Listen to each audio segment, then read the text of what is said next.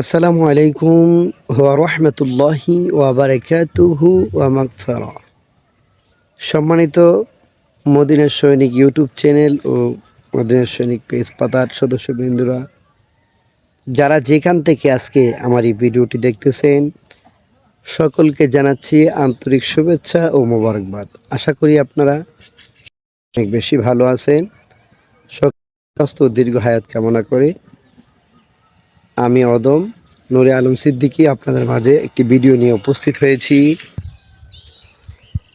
ইমানের ব্যাপারে বিশাল বড় লম্বা হাদিসের আলোচনা নিয়ে উপস্থিত। আশা করি ভিডিওটি না টেনে সকলেই পুরো ভিডিও দেখবেন, তাতে ইমান পাকা তাজা হবে। বর্তমান জামানা যে অবস্থা চলছে, আল্লাহ নবীর হাদিসের বর্ণনার সাথে পুরোটাই মিলে যাচ্ছে। আল্লাহ নবী হাদিসে বর্ণনা করে গেছেন যে এমন একটি জামানা আসবে, যে জামানায় এমন কিছু আলেম বাইর হবে যারা ইসলামের নতুন নতুন নিয়ম তোমাদের কাছে বর্ণনা করবে, ইসলামের নতুন কিছু কথা তোমাদের কাছে বর্ণনা করবে, যেগুলো তারা নিজেরাও জানে না, যেগুলো তোমাদের পূর্বপুরুষরা কোনোদিন শুনেনি এবং জানেও নি, এই আমল করেও নি।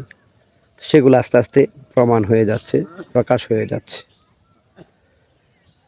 তো যাই হোক, মূল কথা হলো আজকে আমি যেই বিষয়টি আপনাদের মাঝে উপস্থাপন করতে চাচ্ছি সেটি হচ্ছে এই বিষয় নিয়েই যে ইসলামটাকে এক পর্যায়ে এক শ্রেণীর নামদারি আলেম, টুপি পাঞ্জাবি পরনেওয়ালা, পাগড়ি পরনেওয়ালা, লম্বা লম্বা দাড়িওয়ালা যেই ধরনের বর্ণনা আপনাদেরকে দিবে, তাতে অতি সহজে অতি তাড়াতাড়ি ঈমান নষ্ট হয়ে যাবে। এখন আপনাদের কাছে আমার একটা প্রশ্ন, যে আল্লাহ তাআলার ইবাদত ছাড়া এবং অল্প কিছু ইবাদত দিয়ে যদি আল্লাহকে রাজি খুশি করা যেত, তাহলে আল্লাহ রাসূল সাল্লাল্লাহু আলাইহি ওয়াসাল্লাম সারা রাত্র জাগ্রত থেকে নামাজ আদায় করতেন না।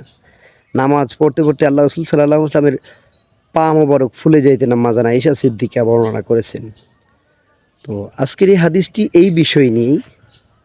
আল্লাহ নবী সাল্লাল্লাহু আলাইহি ওয়াসাল্লাম এক রাত্রিতে স্বপ্নে দেখলেন, স্বপ্নে যুগে দেখলেন। সেই ঘটনাটা সাহাবে কিরামদের সামনে আল্লাহ রাসূল প্রকাশ করতেছেন, বলতেছেন, দেখলাম কিছু সংখ্যক লোক আমার সামনে উপস্থিত করা হলো। তাদের পরিহিত জামার অবস্থা দেখে আমি অবাক হয়ে গেলাম।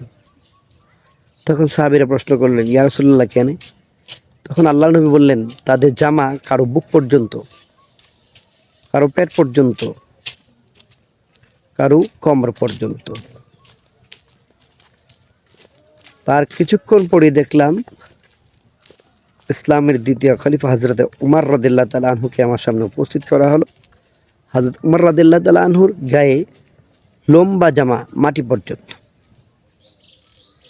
তখন সাহাবায়ে কেরামরা আল্লাহ রাসূলের কাছে প্রশ্ন করলেন, ইয়া রাসূলুল্লাহ, এটার ব্যাখ্যায় আপনি কি বুঝলেন?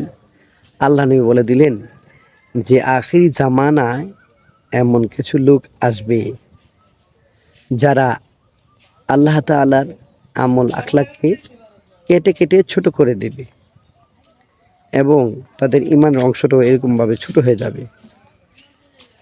এতে উমর রাদিয়াল্লাহু তাআলা আনহু মাটি পর্যন্ত জামা হওয়ার কারণে বোঝা গেল উমর রাদিয়াল্লাহু তাআলা আনহু ওই সময় ঈমানে পাকাপোক্ত। আর বাকি যাদের জামা ছোট ছোট ছোট, তাদের ঈমানগুলো এভাবে, আমলগুলো ছোট ছোট হয়ে যাওয়ার কারণে ঈমানগুলো এভাবে ধ্বংস হয়ে গেছে।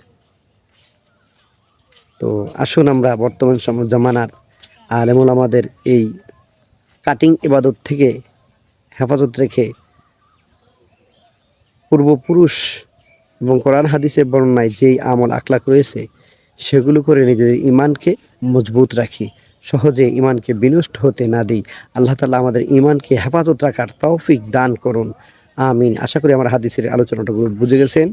বুঝে থাকলে সকলেই লাইভটুকু, এই ভিডিওটুকু দেখবেন এবং সকলের কাছে শেয়ার করে দেবেন যেন সকলেই ভিডিওটি দেখতে পারে।